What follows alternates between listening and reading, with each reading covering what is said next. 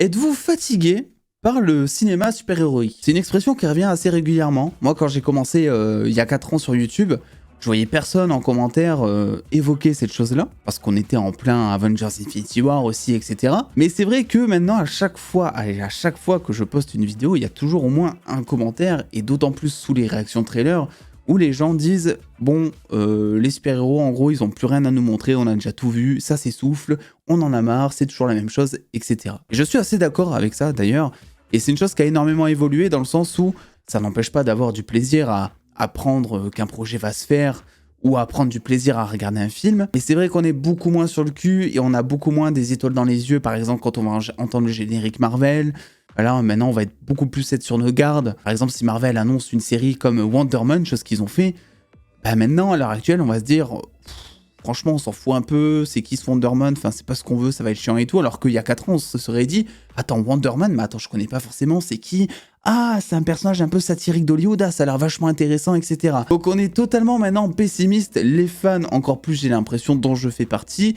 Comme j'ai dit, ça n'empêche pas de pouvoir apprécier certaines choses, mais c'est vrai que faire la part entre ce qui est bien, ce qui est mauvais, entre nos attentes et ce qu'on a sous les yeux, c'est de plus en plus compliqué, et on est bien plus souvent aigri. Donc après cette longue intro, bonjour à toutes et à tous, nous allons revenir sur les déclarations de James Gunn, qui a clairement, selon moi, dit les termes, et c'est selon moi la chose la plus intelligente qu'il ait dit depuis son arrivée au pouvoir chez DC Studios. Voilà, parce que James Gunn est vachement médiatisé, hein, depuis forcément, on lui pose plein de questions, les gens sont très curieux, les médias aussi forcément, ça fait vendre du papier, et James Gunn est revenu sur cette fatigue de super-héros. Donc ce que je vous propose, c'est que je vous lise cette déclaration qu'il a faite sur la fatigue des super-héros.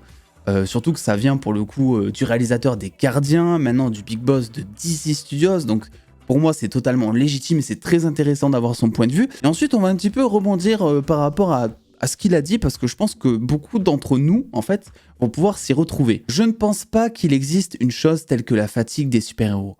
Je pense que ça n'a rien à voir avec les super-héros. Cela a à voir avec le genre d'histoires qui doivent être racontées et leurs personnages. Nous aimons Superman, nous aimons Batman, nous aimons Iron Man, parce que ce sont des personnages incroyables que nous avons dans nos cœurs. Mais si ça devient juste un tas de bêtises à l'écran, ça devient vraiment ennuyeux. Mais je suis fatigué par la plupart des films de spectacle, par le fait de ne pas avoir d'histoire fondée sur l'émotion. Cela n'a rien à voir avec le fait qu'il s'agisse ou non de films de super-héros. Si vous n'avez pas d'histoire à la base de cela, juste regarder des gens se cogner avec de l'action, peu importe à quel point ces moments de dénigrement sont intelligents, peu importe à quel point les conceptions et les effets visuels sont intelligents, cela devient juste fatigant, et je pense que c'est très très réel.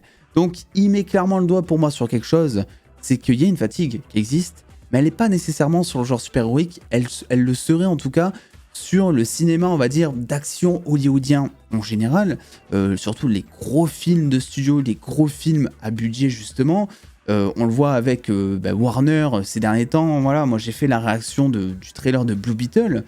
Il y en a beaucoup en fait qui défoncent Blue Beetle avant même qu'il ne soit sorti, parce que c'est un film un peu léger. Et en fait je pense que si Blue Beetle se fait défoncer, c'est pas parce que c'est léger.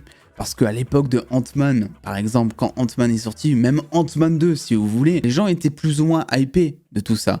Quand Shazam 1 est sorti, les gens étaient ok avec ça aussi. Je pense qu'en fait, Blue Beetle, s'il s'est fait défoncer, c'est parce qu'il arrive maintenant. Il arrive après que Shazam soit sorti. Enfin, Shazam 2. Il arrive après que Ant-Man soit sorti, qui a énormément déçu pour certains.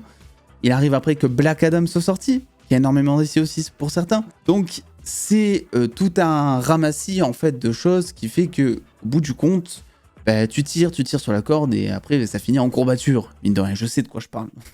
Quoi qu'il en soit, je suis plutôt d'accord et je trouve que son avis est super intéressant. Et ça pose des questions pour la suite parce qu'il est conscient de ça. Et James Gunn, on en pense ce qu'on veut ou pas, mais ça reste le mec qui a changé pour moi le cinéma super-héroïque par excellence dans le futur. Alors, il a changé, oui et non, c'est pas de sa faute, hein, mais dans le sens où il est arrivé avec les Gardiens de la Galaxie volume 1, ça a ultra fonctionné, c'était la première fois qu'on avait autant d'humour chez Marvel. Marvel Studios a vu que ça plaisait de ouf, Et en fait, c'est depuis ce film-là qui font que réitérer la formule James Gunn dans le MCU. Donc c'est de sa faute, oui et non. Lui, il est arrivé avec une patte qui fonctionne très bien, moi je trouve, pour les Gardiens. Et ensuite, Marvel l'a déployé sur à peu près tous ses projets, même s'il commence, j'ai l'impression, je l'espère, j'espère que c'est une bonne analyse de ma part de voir ça, j'ai l'impression qu'il commence peu à peu à s'écarter de ce chemin humoristique. Alors il y aura toujours un peu d'humour chez Marvel, évidemment, mais ça commence un petit peu à prendre ses balls, on va dire, pour résumer la chose. Moi je trouve que c'est super intéressant, et James Gunn, du coup, ce qui est intéressant aussi, c'est que, vous le savez, on a toujours pour coutume de dire, DC a toujours 20 ans de retard sur Marvel, ce qui est vrai. Par exemple, moi je suis convaincu que si on a eu une phase 4 et un début de phase 5 aussi divisé en termes de projet, en termes de direction artistique, on a eu des choses très différentes. T'as du Eternals qui est sorti, qui est limite le film Marvel le moins Marvel de tous les temps. À côté de ça, t'as du She-Hulk, du Miss Marvel, du Shang-Chi. Bref, t'as des choses qui sont ultra différentes. Et en fait, je pense que ce que fait Marvel Studios depuis, on va dire, la fin d'Endgame, grosso modo, c'est qu'il le voit venir, ou en tout cas, il cherche à se renouveler. Et je pense qu'en fait, il cherche juste à trouver la nouvelle formule super-héroïque qui va plaire. Warner l'a très bien fait, selon moi, récemment, parce qu'on peut dire ce qu'on veut de Warner, et vous savez ce que j'en pense. Mais Warner l'a très bien fait, avec notamment les films The Batman et Joker, qui ont apporté, selon moi, vraiment un énorme coup de frais au genre super-héroïque, justement, comic book movie, voilà. Donc en fait, Marvel, là, est en train de faire ça.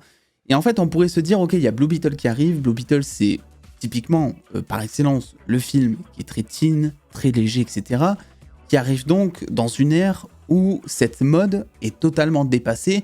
Et forcément, Blue Beetle, par exemple, quand il va sortir, va se faire défoncer parce qu'il sort à un moment, en fait, où personne ne veut ça, en fait. Les gens, limite, maintenant, ce qu'ils veulent, c'est du BVS, c'est du Batman vs Superman. C'est ce ton-là, en tout cas, c'est ça que je veux dire. C'est très drôle parce qu'à l'époque où BVS est sorti, c'était fait justement défoncer par les critiques presse ou public, je ne sais plus, je crois que c'était public, hein. Mais parce que justement, il était beaucoup trop dark. En fait, il était en avance sur son temps, même si j'aime pas trop dire ça, mais c'est un petit peu comme ça qu'on peut voir les choses maintenant. Et en fait, même si, bon, Blue Beetle va peut-être y passer, alors que pourtant c'est dommage parce que c'est un film qui est vraiment, mais vraiment en adéquation avec l'ambiance de son personnage dans les comics, etc. Voilà, parce que je le rappelle, si vous dites que DC est généralement plus dark que Marvel, c'est totalement faux.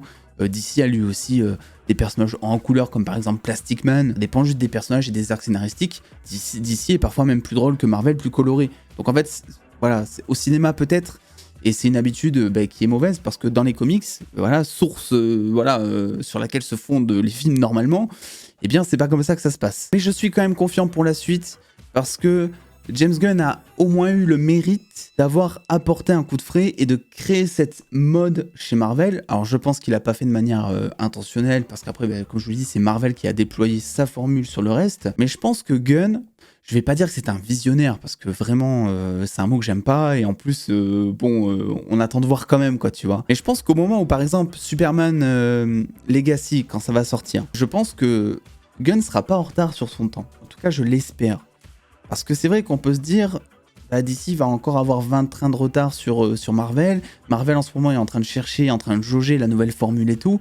Mais au moment où ils l'auront trouvé, bon, peut-être qu'au moment où en même temps le film Superman sortira, ça sera trop tard, et que le film Superman, en gros, ça sera d'une mode totalement dépassée que personne ne veut. Je pense que Gunn arrivera à trouver le juste milieu. Je pense que, dans tous les cas, il l'a dit en interview là, il a dit avec Superman Legacy, les gars, je vais pas faire un gardien de la galaxie. Heureusement, tu vois, heureusement. Il a eu des années pour réfléchir à son film. Visiblement, il a une certaine connaissance du problème du moment concernant la fatigue un peu du cinéma, de studio en général, on dira. Que c'est pareil, hein, Star Wars en ce moment, ça fait des années que ça va plus non plus. Tu prends du côté de chez Warner, Harry Potter.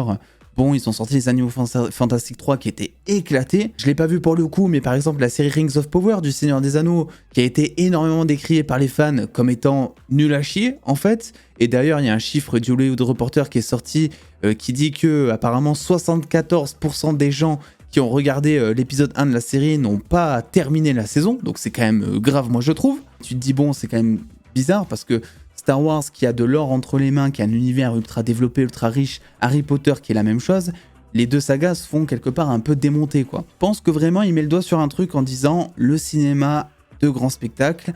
Je pense notamment à l'arrivée du prochain Transformers, du prochain Fast and Furious, il n'y a personne qui en a rien à foutre, quoi, ou presque, quoi. Tu vois, Transformers, c'est une saga qui n'a plus la même âme que durant les premiers films, selon moi. Il y a que encore des films style Indiana Jones qui vont s'en sortir parce que Harrison Ford, parce que c'est des films qui ont une âme, quoi.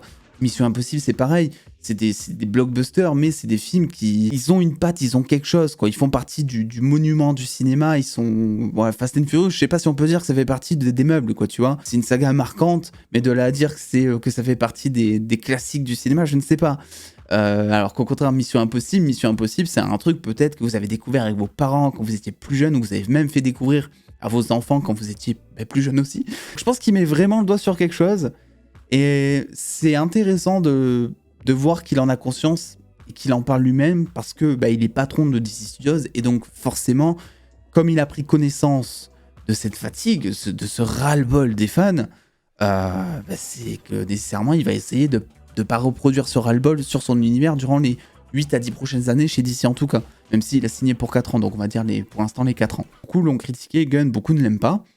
Est-ce que c'est critiquable là ce qu'il vient de dire? Je ne sais pas, je pense que vraiment c'est un problème que l'on voit nous depuis un moment, et en vrai c'est réconfortant de voir le dirigeant d'un univers qu'on affectionne en parler, quoi.